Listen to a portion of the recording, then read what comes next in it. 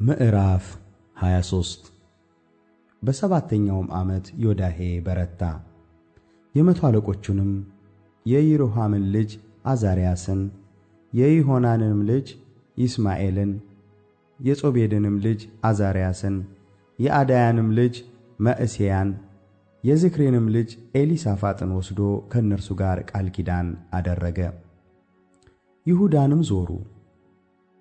በይሁዳም ከተሞች ሁሉ ሌዋውያንንና የእስራኤልን አባቶች ቤቶች አለቆች ሰብስበው ወደ ኢየሩሳሌም መጡ። ጉባኤውም ሁሉ በእግዚአብሔር ቤት ውስጥ ከንጉሥ ጋር ቃል ኪዳን አደረገ። ዮዳሄም አላቸው፣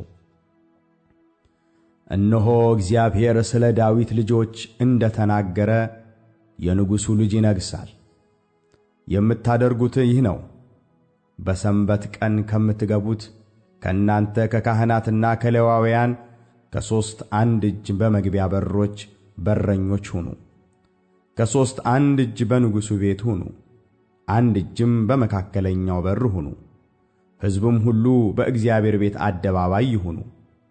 ወደ እግዚአብሔር ቤት ግን ከካህናትና ከአገልጋዮቹ ሌዋውያን በቀር ማንም አይግባ።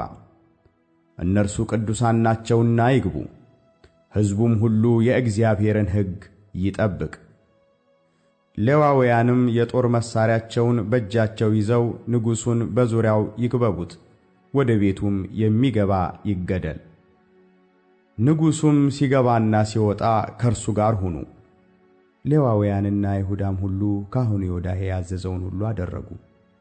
ካህኑም ዮዳሄ ሰሞነኞቹን አላሰናበተም ነበርና እያንዳንዱ በሰንበት ቀን ይገቡ የነበሩትን በሰንበትም ቀን ይወጡ የነበሩትን ሰዎች ወሰደ። ካህኑም ዮዳሄ በእግዚአብሔር ቤት የነበረውን የንጉሡን የዳዊትን ጋሻና ጦር አላባሽ አግሬውንም ጋሻ ለመቶ አለቆች ሰጣቸው። ሕዝቡም ሁሉ እያንዳንዱ የጦር መሣሪያውን በእጁ እየያዘ በንጉሡ ዙሪያ ከቤቱ ቀኝ እስከ ቤቱ ግራ ድረስ በመሠዊያውና በቤቱ አጠገብ እንዲቆም አደረገ። የንጉሡንም ልጅ አውጥተው ዘውዱን ጫኑበት፣ ምስክሩንም ሰጡት፣ አነገሡትም። ዮዳሄና ልጆቹም ንጉሡ ሺህ ዓመት ይንገሥ እያሉ ቀቡት።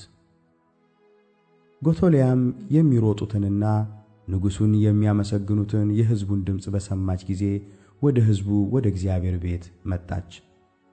እነሆም ንጉሡ በመግቢያው በዓምዱ አጠገብ ሆኖ ከንጉሡም ጋር አለቆችና መለከተኞች ቆመው አየች።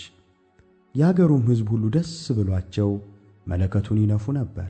መዘምራንም በዜማ ዕቃ እያዜሙ የምስጋና መዝሙር ይዘምሩ ነበር። ጎቶልያም ልብሷን ቀዳ ዓመፅ ነው፣ ዓመፅ ነው ብላ ጮኸች። ካህኑም ዮዳሄ በጭፍራው ላይ የተሾሙትን መቶ አለቆች ወደ ሰልፉ መካከል አውጧት፣ የሚከተላትም በሰይፍ ይገደል ብሎ አዘዛቸው። ካህኑም በእግዚአብሔር ቤት ውስጥ አትግደሏት አለ። ገለልም ብለው አሳለፏት። እርሷም ወደ ፈረሱ በር መግቢያ ወደ ንጉሡ ቤት ሄደች፣ በዚያም ገደሏት። ዮዳሄም በእርሱና በሕዝቡ ሁሉ በንጉሡም መካከል የእግዚአብሔር ሕዝብ ይሆኑ ዘንድ ቃል ኪዳን አደረገ። ሕዝቡም ሁሉ ወደ በዓል ቤት ሄደው አፈረሱት፣ መሠዊያዎቹንና ምስሎቹንም አደቀቁ። የበዓልንም ካህን ማታንን በመሠዊያው ፊት ገደሉት። ዮዳሄም በሙሴ ሕግ እንደ ተጻፈው እንደ ዳዊትም ትእዛዝ በደስታና በመዝሙር ለእግዚአብሔር የሚቃጠለውን መሥዋዕት ያቀርቡ ዘንድ ዳዊት በእግዚአብሔር ቤት የከፈላቸውን ካህናትና ሌዋውያን በእግዚአብሔር ቤት አገልግሎት ላይ ሾመ። በማናቸውም ነገር ሁሉ ርኩስ የሆነ ሰው እንዳይገባ በእግዚአብሔር ቤት በር በረኞችን አኖረ። የመቶ አለቆችንም ከበርቴዎቹንም የሕዝቡንም አለቆች የአገሩንም ሕዝብ ሁሉ ወሰደ። ንጉሡንም ከእግዚአብሔር ቤት አወረደ።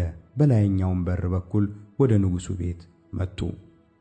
ንጉሡንም በመንግሥቱ ዙፋን ላይ አኖሩት። የአገሩም ሕዝብ ሁሉ ደስ አላቸው። ከተማይቱም ጸጥ አለች። ጎቶልያንም በሰይፍ ገደሏት።